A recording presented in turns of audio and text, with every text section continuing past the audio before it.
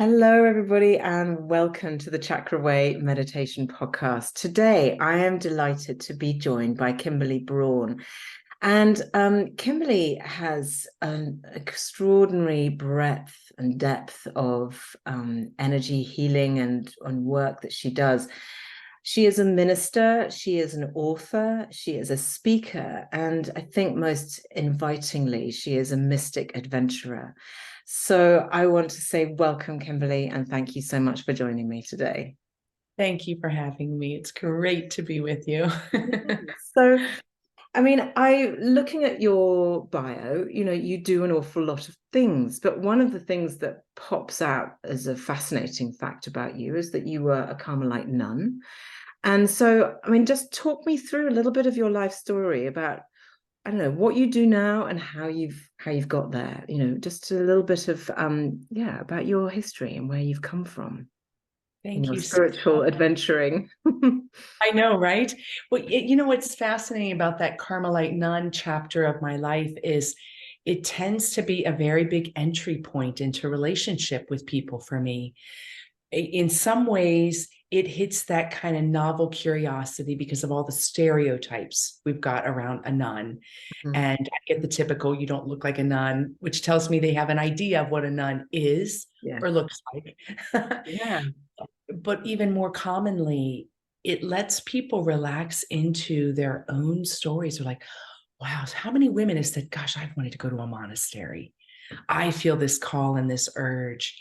And for me, that was simply that chapter of life was this saying yes to the ecstatic union we're called to. And my language with that now would be with divine love that's at our very center, with source at our very center.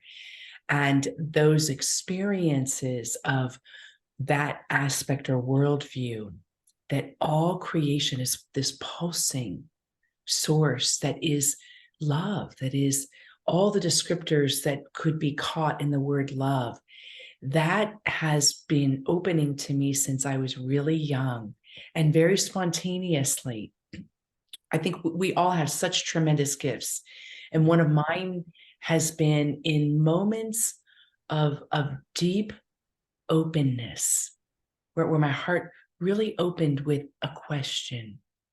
100% of the time, I have received and entered into a dramatic answer or experience, Wow. which is a great gift, right? Because sometimes in those really deep moments of inquiry, which sometimes come from suffering and challenge, sometimes we can feel alone. We open ourselves and then it feels like no one's there or nothing is there or we don't know the way.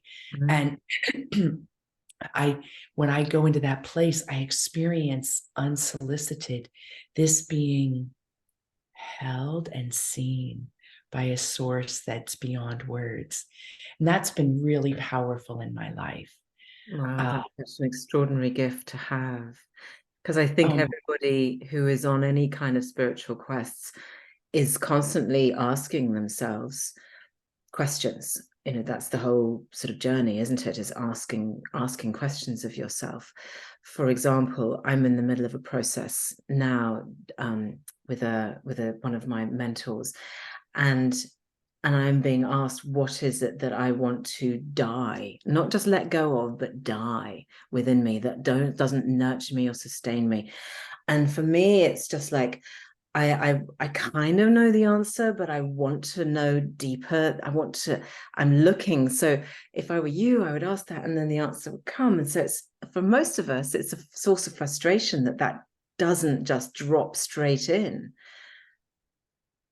right. I agree. I agree. That's one of the mysteries of life, isn't it? Yeah. That we come into this life with desires that are essential to being human, desire for harmony, for abundance, for the giving and the receiving of love, for clarity. Like the list is endless. We all Mm. have these universal desires, Yeah. and when we open ourselves and find that even in connection with that part of ourselves, we don't know what to do or we feel alone. That can be that can be an ingredient for frustration, for despair, for closing our hearts off. And I feel that through my experiences, because I felt myself so supported, that that's actually a gift I have to offer to others, to help orient to the kind of question that leads to the experience.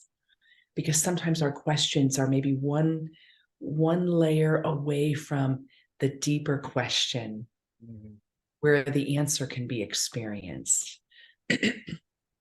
So how do you go about finding that? I mean, I think we're basically talking about moving through challenges in our lives. Yes, we're talking about, like, because everybody has these things, and usually when we're on some kind of mystic spiritual adventure, to use your term, or journey, which is more my term, we have to ask ourselves so many questions, and we have to come across, we there are so many obstacles that we've got to kind of go around or bust through or go over or under. There are all these challenges within us and without us. Moving through challenge is one of the things that I want to talk to you about, because I feel like it's something that we all are doing on a daily basis, either on a macro or micro scale in our lives. I agree with you. I think, yes, 100%. And what I've loved in my own service in the world is discovering and helping people discover their particular path. So you've got these universal concerns for that apply to everyone, and there are some universal answers. One that I have found is that if you can cultivate the skillfulness to be in touch with source at your center, then you will find all the answers. I found that that's universal, but the path to that experience is very unique. And I find that more than practice is important. Like, I have a meditation practice, or I have a energy healing practice, or I do Tai Chi, or those are important. But I think what is even more transformative is the evolution of our perspectives. I think almost always it comes down to, we find ourselves in the tension because something's holding us there, because a perspective, as good-willed as it may be, is holding us there. There's a belief. For instance, if we believe we're called to live a life of unconditional love, that can hold us in a relationship of any degree, even a friendship of any degree, that isn't flowing with unconditional love. It can override our ability to note what's the best path to take. Like, we can bypass the need for seeing ourselves and seeing the other in a way that's healthier, because we overlay this idea of this unconditional love. Let's say somebody's mean to us, and we can override that. Again, well, I'm meant to be unconditional love. I'll show up. I've done that in my life. I was on ministry staff at a church for a short period of time about 20 years ago. And there was an employee there, an older man, who did not believe a woman should be in ministry leadership. And I suffered a lot in allowing the treatment, the demeaning treatment to exist, thinking, I'll just show him love. I will just be love. If I just keep showing up with love, this is going to be okay. When unconditional love was calling me to be honest about the situation. And when I was honest about the situation and I let go of outcomes, everything changed. So that's an example of where we can take a perspective that's really good, and yet somehow our own development isn't letting us be honest about what really is unconditional loving. Yeah, no, I see that. And it's a fascinating aspect of what we do to ourselves, isn't it? That we can hold ourselves back with the best intentions, but actually not do ourselves any favors at all. Right, right, right. Yeah, we can. So Yes. tell Yes, go me, ahead. I was going to say, tell me a little bit about your um you I love that you're a speaker because you've got this gorgeous voice and you've got a beautiful energy.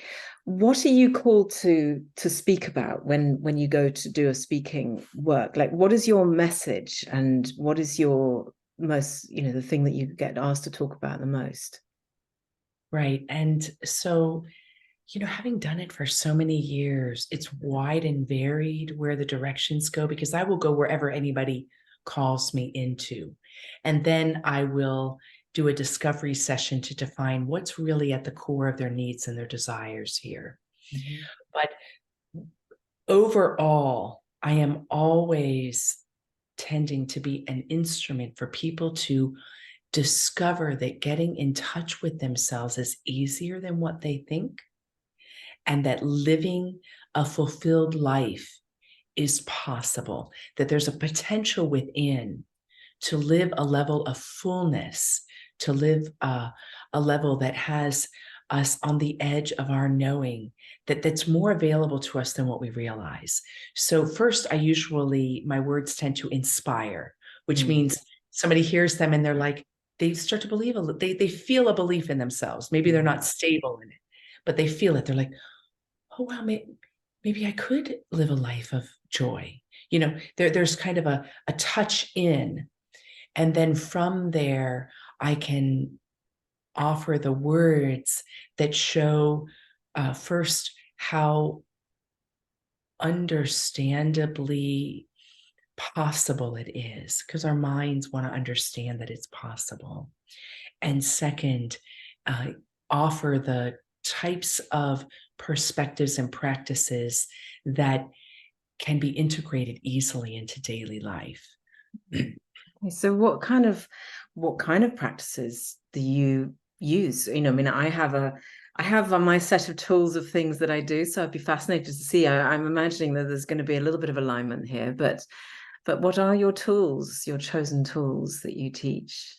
Right. I love that. And I have to say, I'm a bit of a shapeshifter with Yeah. that. So, like I've done whole conferences just on the healing power of sound.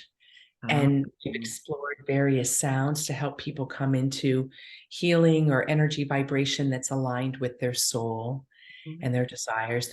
That's one set of tools. I have a massive experience with meditation and contemplative practice. And that involves everything from breath and heartbeat and observation and everything that flows out from that as well. I teach energy workshops as well. And so I'm sure that with the title of your podcast, there's alignment there, helping people understand their subtle energy, that they are much more than this. Yeah, yeah, It doesn't end here. yeah, This is yeah, kind of like a vehicle or a temple. yeah. I also love to provide systems that dismantle the limited perspectives. So, really powerful inquiry systems. And not so much like Byron Katie, and she's got the 4 steps that she has that she says, if you use these 4 questions, you will break down every way that you have suffering in your life. Now, that's really powerful. I Mm, do that, but I tailor the questions to the group yeah, so that the questions are a little bit more digestible to the culture or the perspective of the group. yeah. And I love doing that. Yeah. There's, Don't you? it's extraordinary how many different types um, of different ways, different modalities, different modalities that you can find to get yourself to that place of discovery or calm or peace, whatever it is that you're searching for. There's always going to be a way. Now, one thing, I'm going off piece here, and I apologize because I'm slightly distracted because my dog is just wandering around and he keeps asking me for something and I don't know what because I've just fed him. But anyway, there we are. But It's like I can give you a in marker. amongst what you were saying, there's something that just a little spark went off for me that I would love to investigate with you. So you lead meditation, yes, and I lead meditation too. Meditation is the name of this podcast. And is the vast majority of the content of this podcast as well, is guided meditations. Now, I have always felt that meditation and prayer are extremely alike, if not exactly the same. And I would love to know from somebody who says, who meditates and uses that word meditate, and also uses, is a minister, was a Carmelite nun. Where do you find the similarities? If I don't know, what do you think? Am I dreaming? Or I feel like they're the same. I feel like they're really similar. I think we could use, because the words have become pointers. Like they used to, in traditions in the past, they used to be very, very, very specific. It's like, I think pure lineage-based individuals might be affronted at how broadly we use the word meditation. And they might trace it back, like in 1000 BC, we used that word to mean this. Yeah. So it has become these words and prayers somewhat similar. Yeah, it's true. I love them as pointers. And I would say where they are the same or similar is both are opening us up to presence, to something that is ineffable, to something that exists and yet is unknown. So I think in that way they're similar. In ways that they may be a little bit different is meditation practices. The object of the practice itself might simply be the undisturbed holding of awareness in one point. And where prayer sometimes might be different is it's an orientation into a relational kind of presencing. So that's how I might say they're the same, and yet they might be a little bit different that way. Yeah, no, I love that. So really clear and so that's a really clear and obvious delineation between those two. And it's often that I've thought that, in meditation, we're just, we're connecting with energy, with source, with divine energy. And then, as soon as you start working with energetic in the energy world, we find that these words are coming in, like inviting in the divine feminine, or there's the light, in introducing or inviting the light into us, into our bodies, into our hearts, and so on. And that for me is really echoed, as echoes of those prayers that I was taught as a child that I then forgot as soon as I was allowed to, Yes. in the UK, religion is not a big thing. I know that, it's different in all different parts of the world, but it's strange having rejected religion and just gone, ugh, that's just boring and staid and it's made up nonsense. I now, as an adult, come full circle around to it, finding it my own way through meditation, through spirituality, through even the physical practice of yoga, and finding myself in a place going, these, started off here and actually, we've come we're pretty close to where we started from, in this trying to connect with a thing that is greater than us. And I find that really fascinating that, you've obviously been down a very a religious path, and now you are also, you are now in a more spiritual path. Is that correct? Would you say? Yeah, and I think a way as well, and I think part of the reason that is my mystical experiences started happening when I was so young. And when I look back at my life, I think my orientation was always about, and I'm going to use the word God with the understanding that it's universal, life force, and source. There was this insight that formed me that all creation is being and becoming in God. So I believe for me, religion wasn't religion, that everything was an experience of this divine. And I loved ritual. I mean, I love, one of the things that I loved about being Catholic, which there are some solid reasons I'm not anymore, was the sensibility. I mean, true essential Catholicism and its spirituality holds the belief that everything is potentially or actually an instrument of grace. And that's really powerful because that's incarnational, it's embodied, it's grounded.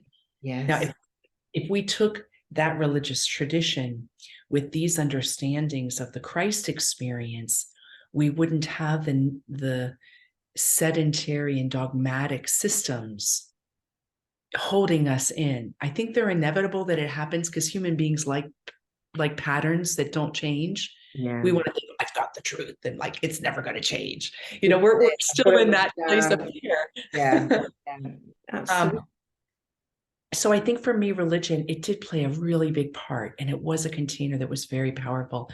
But my religion wasn't my place. Yeah. My place was with the divine, and it just happened to serve me really, really beautifully. Yeah. No, I love that. And that, to me, that is how religion should be. And if religion really did embody that acceptance of grace into everything, and that beautiful embodiment of love and of spirit, then it would feel a lot more welcoming to someone like me anyway. And I know we're treading on we're dangerously close to the here. I don't want to go too much further towards the edge because I could well fall off.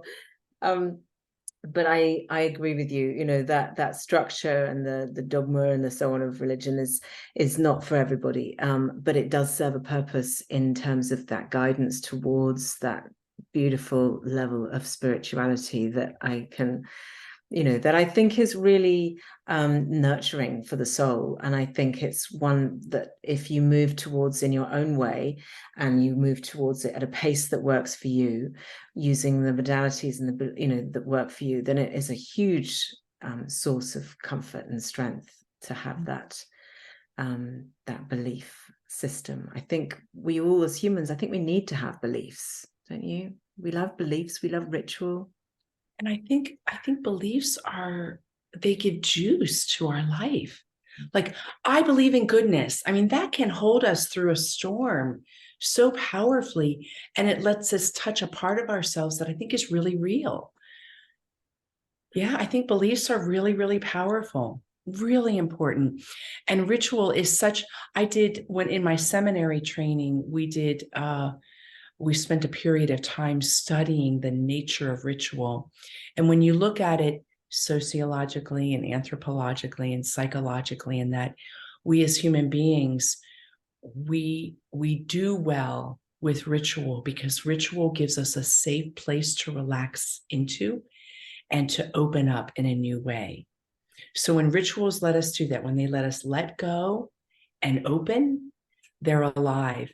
And then we can look at that and say, well, do I have rituals in my life that don't do that anymore, that are stagnant or rote or not dynamic? And then we can let them go. They can be the point of inquiry. Is my ritual letting me let go and open? Or is my ritual because I'm scared and I'm holding on to it? Yeah, that's a really good question. That's a really nice inquiry to make, actually.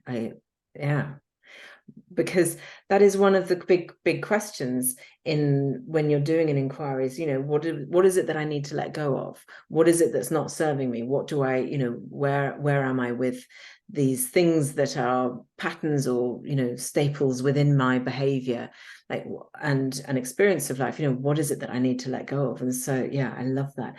Now, the other thing that you almost got towards, and I want to bring you back to, and I'll tell you the reason why I'm interested in this in a moment, is you talk in your bio and your website and so on about the power of yes. And I love this as a concept because positivity, let's get it out there. And the reason I ask is because I noticed that the next person I'm interviewing, has a whole thing about the power of no. So I'm going to do a little scientific experiment here and see which one I think weighs up.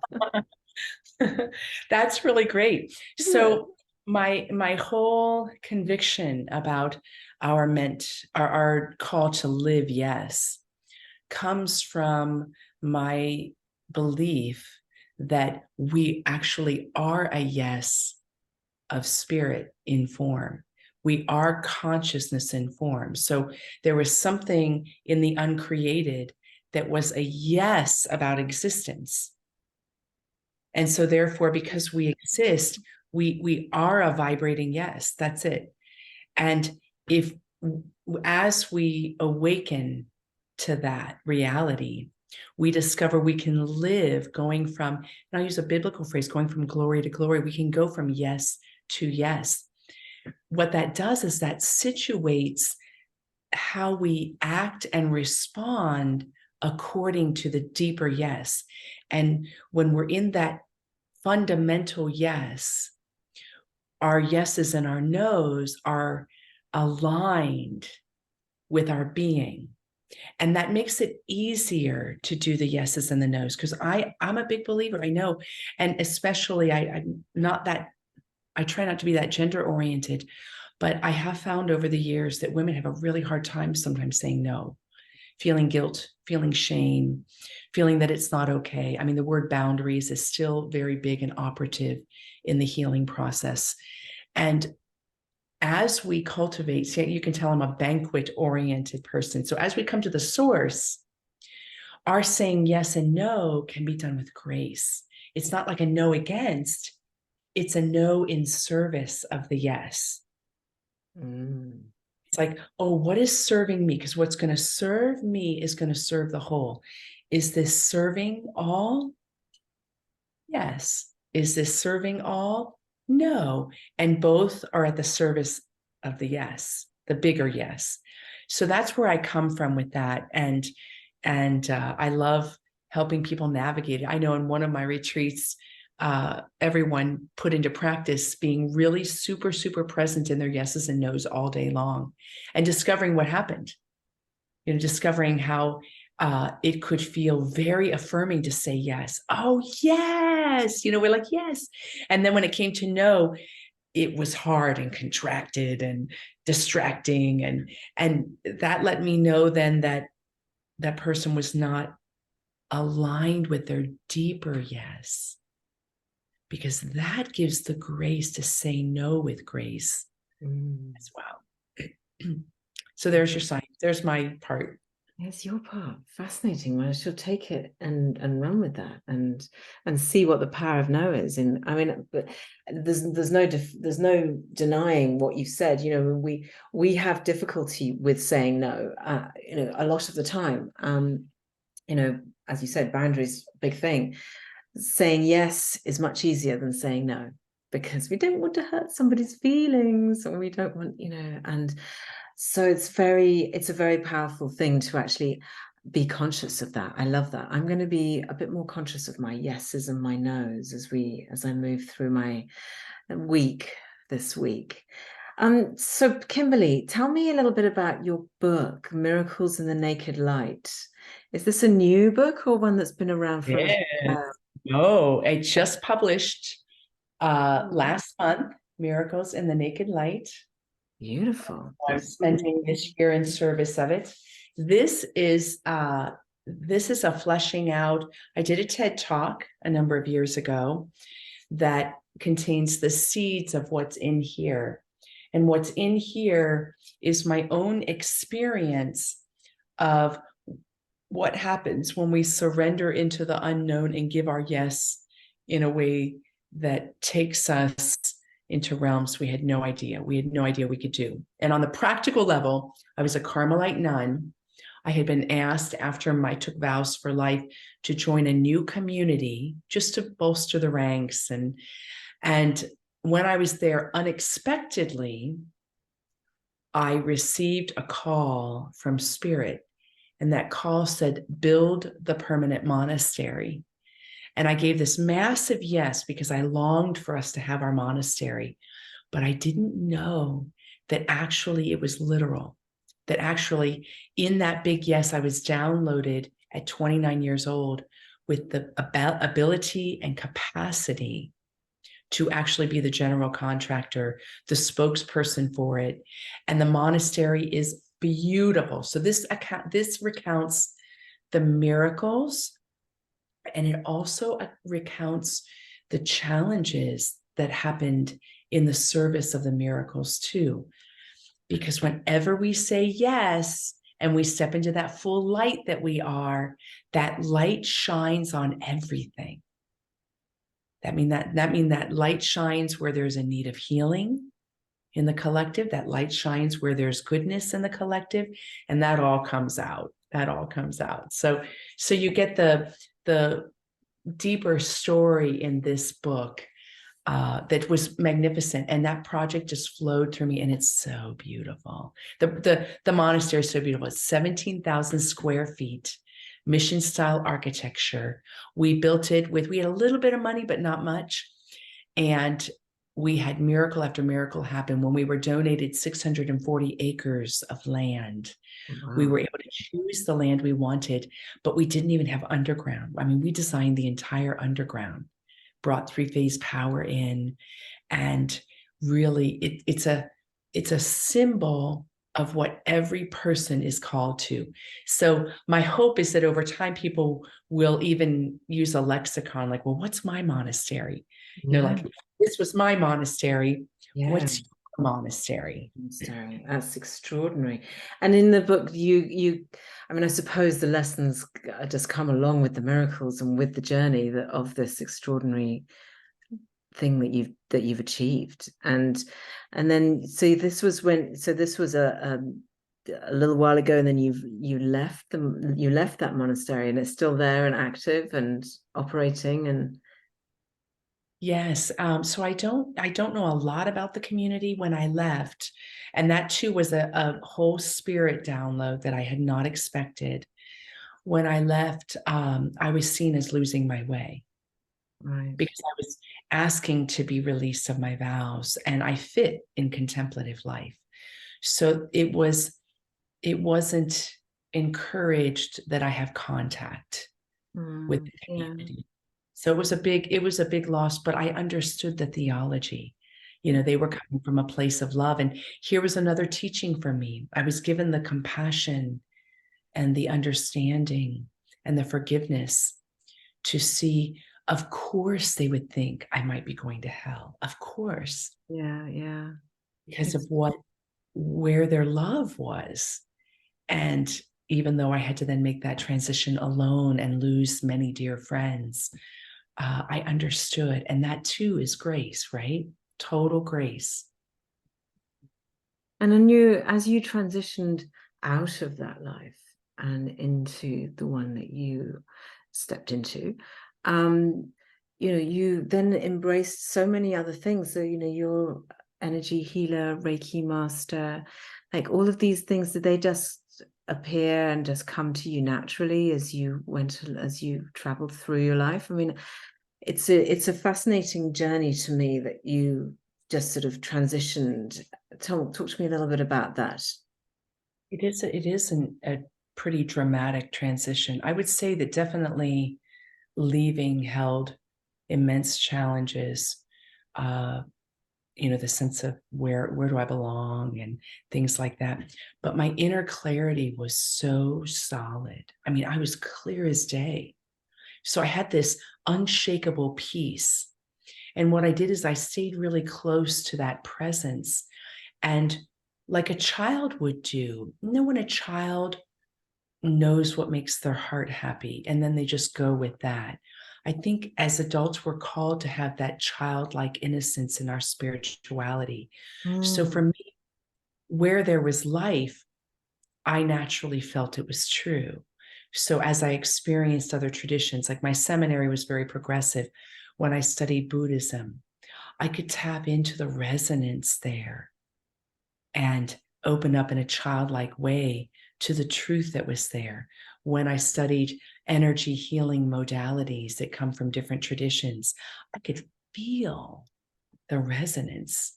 And my freedom to say yes to that overrode any ideas of like, these kind of systems setting things in place.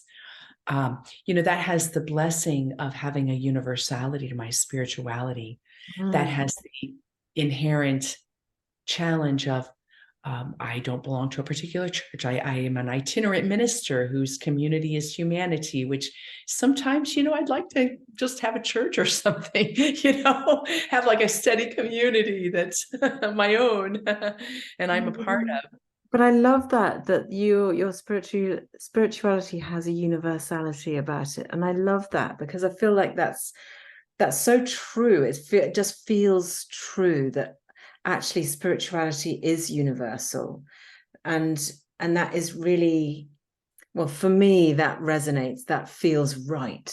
That's a big fat yes from my inner. As you say that, I feel a big yes, because I feel like all of these modalities, whatever way you come at it from, are all true. They're all right, and they're all true for each individual. There's an underlying yes to that I love. I love that. I love that. I can tell, I can feel that in you. Yeah, it's fantastic. So where can people find you, Kimberly? I did have your website, but I haven't written it down here, so apologies. No worries. It's my name, KimberlyBraun.com. Okay. So KimberlyBraun.com. You can connect through my newsletter. You can get this book. So the book is new out and it comes in print, which is so beautiful. I still love print books. I just ebook and audiobook. And my publishing agency let me record it with my voice in studio. Oh, wow. So you get the author intonation in the story. Which is so good. I love that. And also you've got a beautiful voice, it has to be said. You have got a really, I'm actually just gone onto your website here to have a quick look, and you've got so many, all your services, your meditation courses, events, and meditation, 5-day meditation challenge. We love that. So there's a lot here for you to get your teeth into, people. Oh yes, and that's why I'm going to get carried away looking at that. It's beautiful. Thank you. It's easy to connect for free. I have a number of free things, and then I have things all tiered. I try to keep everything I do available financially for people as much as possible. Yeah. So please connect with me. I would love, if you're feeling a draw, if you're listening and you're feeling a draw, then I know that we would have a wonderful connection. So you can reach out.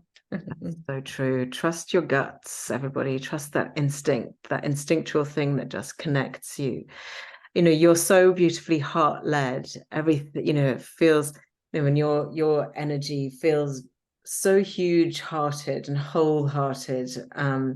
And I think that it's the more people connect with you and feel, when you feel that connection with somebody who has a big heart, who has that wholeheartedness, always follow through with that, because it's a gift. So thank you so much, Kimberly. Thank you so much for joining me today. Thank you for having me. It's wonderful being with you.